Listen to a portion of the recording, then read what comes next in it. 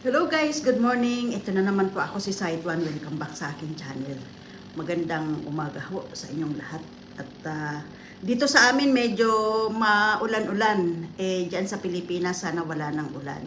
Sana mainit na. Pero based sa nakita ko sa bahay, sa Los Baños, yung ano doon panahon medyo maganda. Mainit ngayon doon sa Los Baños. Doon sa aking bahay. Ayan guys. Alam nyo ba guys kung bakit ko to sinusuot? Kasi yung buhok ko palaging nasa harap ng mukha ko. Ayan, bumabagsak siya. Kaya sinusuot ko siya para hindi siya maka-ekstorbo. So anyway guys, maraming salamat po sa nanood or nag-comment sa aking video. Maraming salamat po sa inyong lahat. At sana ay palagi po tayong ligtas sa kapahamakan, kaya palagi po tayong mag-iingat. So anyway guys, ang ating pag-uusapan ngayon ay ako ay gagawa ng reaction video dito sa viral na viral, itong si Chloe at si Carlos, yung nanalo ba ng Olympic. Ayun. Alam mo, hindi ko masisi itong si Chloe. Hindi ko masisi itong si Carlos kasi yung sakit na nararamdaman niya hindi pa matanggal sa kanyang puso, pero mawawala din yan sa katagalan. Pero kapag nawala naman yon ay hindi na maibabalik yung dating nararamdaman niya sa kanyang pamilya. So ngayon nga ay marami akong nababasa na dinilit yung, kasi di ba nagpa-interview si Carlos at saka si Chloe, yung kanyang girlfriend, nagpa-interview kay Tony Gonzaga, ay wala na doon, deleted na dahil inireport yata ng pamilya ni Carlos. So wala, deleted yung video doon sa interview ni Tony Gonzaga. Ang daming bumabati ko sa kanila dito kay Carlos o kaya dito sa girlfriend ni Carlos. Para naman sa akin, wala naman akong kasi based din sa experience ko guys, isi-share ko rin sa inyo kung bakit naiintindihan ko itong si Carlos. Naiintindihan ko siya ng bonggang-bongga. Based sa mga nababasa ko, sa napapanood ko sa news, itong si based na rin sa paliwanag ni Carlos sa kanyang interview. Ito pa lang si Carlos, itong si Kaloy na lang palayo niya. Ito naman si Kaloy ay ano pala to, isinumpa ng kanyang nanay. At nung lumalaban siya sa Olympic, nitong last lang ay mas sinusuportahan ng nanay yung Japan kaysa sa sarili niyang anak. At sinabi pa nga na mas magaling pa raw yung Japan kaysa kay Kaloy. Siyempre, bilang nakikipag-compete, 'di ba? Unang-una magulang siya, 'di ba? So, dapat hindi niya ginaganon yung kanyang anak dahil masasaktan talaga 'yon, sigurado. Siguradong masasaktan 'yon. Nagiging malayo na nga yung loob sa iyo ng iyong anak dahil sa ginawa ng magulang na pinakaalaman yung kanyang pera. Alam mo guys, i-share ko din yung aking experience. Ako, alam mo, ayaw na ayaw kong pinapakialaman ng pera ko. Kung gusto mo man gastusin, kahit na magulang kita, na siyempre pinapatago ko sa iyo yung pera ko dahil tiwala ako, dahil kumbaga panatag ako na alam kong hindi mawawala yung aking pera. At kung gusto man gamitin yung pera ko, kailangan ay magpaalam sa akin. Yun. Kaya yung nangyari dito kay Carlos, pinatago niya sa nanay niya yung kanyang pera, yung bank account, lahat-lahat. At ito naman nanay ni Carlos ay ginastos niya na hindi niya pinapaalam dito sa kanyang anak. So, nung kailangan yata ni Carlos yung pera, wala na. At ayun nga, yung bank book, kinuha ni Kaloy, at yun nga, natuklasan niya na yung nanay niya ay ginastos yung kanyang pera nang hindi niya alam. Masakit talaga guys sa kalooban. Kasi alam mo, minsan katulad ko, nagpapatago ako ng pera. Kailangan wag mong gagastusin yan na hindi mo pinapaalam sa akin. Kasi, kaya ko ngayon tinatago, kasi mayroon akong pinaglalaanan, ganon. Siyempre, siguro si Kaloy, mayroon siyang pinaglalaanan sa perang tinatago niya. Kaya, sobra siyang nagalit nung ginastos ng pera ng kanyang nanay. Oo, nandoon na tayo, magulang natin yan. Alam mo, based sa karanasan ko, ako isinumpa rin ako ng magulang ko. Oo, pinagchichismisan ako ng mga tiyain ko. Hindi nila alam, naririnig ko sila kasi sa bahay, ang dami kong CCTV sa bahay. Bawat salita nila na i-record yun sa CCTV.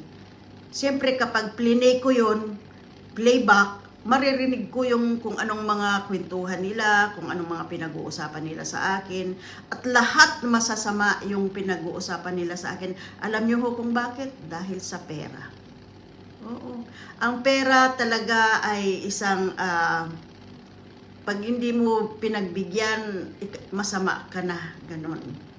May mga tao talagang ganon ang pag-uugali. May mga tao naman na pinagkakatiwalaan mo, bigla pang nanakawin.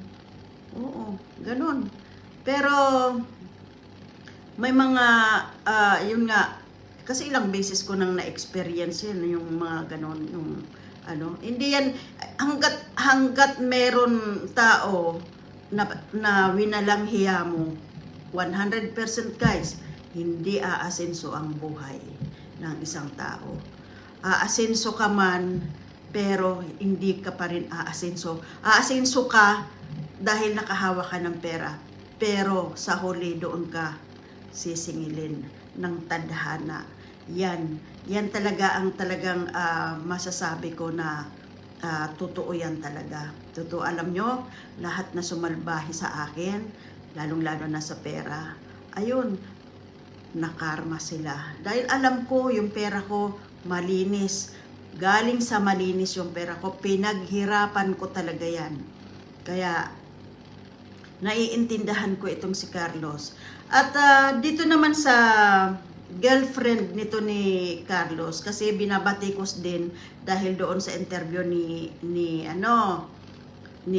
Tony Gonzaga. Natural naman yun guys eh. Siyempre sasagot yung girlfriend ni Kaloy dahil tinatanong siya ni Tony Gonzaga. Kung hindi naman siya sumagot kay Tony, babatikusin din siya dahil sasabihin bastos ka, ganun. Alam mo kasi minsan karamihan kasi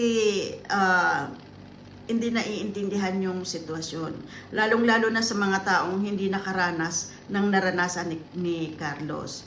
At saka itong babae, itong girlfriend ni Kaloy, nakaranas din pala ito ng yung family problem ba? Ganon. Parang si Carlos din, parang ganon. Kasi based naman dito sa girlfriend ni Kaloy, ang dahilan naman daw ay hindi siya nagbibigay ng pera. Puro pera talaga ang dahilan. Ganyan. Puro pera. Diyan talaga, kapag talaga kadalasan pera, mga pera. Hindi maghanap buhay kaya kayo para kung gusto nyong magkamkam kayo ng pera, maghanap buhay kayo. At wag nyong papakialaman yung pera nang hindi sa inyo.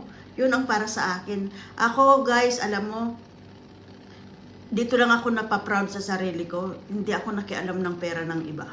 At kung gagastos, kahit dito sa mga anak ko, hindi ko, minsan mayroong pera sa akin, hindi ko yun ginagastos. At kung gusto ko man yun gastusin, pinapaalam ko yun sa kanila. Kung okay lang sa kanila. Pero pag hindi naman okay sa kanila, hindi ko yun ginagalaw. Nagpapaalam ako bilang respeto ba sa anak mo, para yung anak mo ay irespeto ka rin. Parang ganon. Pero kung yung anak mo talaga ay walang hiya, kahit anong gawin mong respeto o pagmamahal sa anak mo, ganon talaga yun. Oo. Tsaka, minsan kasi yung mga bata nakakapulot ng mga hindi magagandang ugali sa mga kanto-kanto. Ganyan.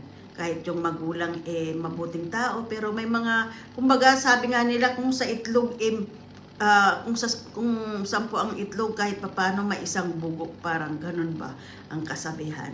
Ayun, kaya ito si Chloe, itong girlfriend ni Kaloy, binabatikos na madaldal daw. Siyempre, tinatanong naman kasi siya ni Tony. Hindi naman siya sumasagot ng, pag tinatanong lang naman siya ni Tony, hindi talaga natin maintindihan yung bawat isa sa atin. Kumbaga nga, kailangan dito pasensya. Ako, nakaranas ako ng ganyan nirinanas ni Kaloy, yung bang isumpa, sasabihin na sana ganito mangyari sa iyo, sana alam ko 'yan. Oo. Kasi nga yung CCTV sa bahay, ang dami. Naririnig ko bawat buka ng bibig nila, naririnig ko yung mga sinasabi nila, kaya alam na alam ko kung anong mga pinag-uusapan nila sa akin. Pero hindi ko na yun pinaalam sa kanila. Sinarili ko na yun. At least alam ko kung anong klaseng tao sila, kahit na ba ay magulang ko siya, porket ba hindi ko nabibigyan ng pera, kasi ang dahilan, isi-share ko lang sa inyo guys, kasi itong nanay ko, narinig ko na makakarma daw ako, dahil daw, hindi ko raw sinusuportahan yung aking mga kapatid sa nanay, kasi may kapatid ako sa nanay, wala akong kapatid sa tatay. Bakit ko naman susuportahan ng mga yun? Ang tatamad kaya nun, tsaka may mga kanya-kanya ng pamilya. Porkit ba medyo guminhawa yung buhay ko, ipamumudmud ko sa kanila, very, very wrong yan sa akin. Yung red flag yan sa akin, yung mga ganyan. Kung mabuti kang tao sa akin, maaari pa, susuportahan kita, katulad ng ginagawa ko ngayon. Sinusuportahan ko yung aking kapatid sa nanay na isang lalaki. Dahil maganda yung pinakita sa akin. Nung magmula bata pa kami, hanggang ngayon, yung respeto niya, lahat-lahat. Kaya sinusuportahan ko siya, buwan-buwan. Sinusuportahan ko siya. Kasama na rin doon yung aking nanay. Kahit ganun yung nalaman ko na sa nanay ko na ganito ang gusto niyang mangyari sa buhay ko, yung maging makarma ba, ganon. Pero kahit papano, sinusuportahan ko pa rin siya. Pero ito naman kasing si Kaloy siguro, ito naman kasing magulang ni Kaloy, ang ingay pa. Imbis na yung bata maghihilom yung galit, yung sugat sa kanyang puso dahil sa ginawa nila, madakdak rin kasi itong mga magulang ni Kaloy. So, yun ang nagiging problema. Pero kung tumahimik sila at wag silang magpaawa, i-fix sa social media, sa tingin ko, lalambot ang puso nito ni Kaloy. Paano sila mismo kung ano-ano rin kasing sinasabi nila sa social media. So, ayun lang guys. Na-share ko lang po sa inyo. So, guys, maraming salamat po sa inyong lahat. At sa mga hindi pa po nakakapag-subscribe sa aking channel, paki-subscribe nyo ako at pakipindot nyo yung aking notification para po ma-notified po kayo sa mga videos na i-upload ko. So guys, pasensya na kayo, palagi akong meron ganito. Kasi yung buhok kasi bumabagsak dito sa aking mukha, naiirita ako. So, kaya ganun, minsan nahawi ako ng hawi. Pero pag ganito, ito yung ginagamit namin sa dito sa trabaho talaga. So, bilang isang nagluluto, kailangan nakaganyan na yan lahat at nakaganyan. Ito yung aming uniform. So, guys, maraming salamat po. See you on my next video. Bye-bye.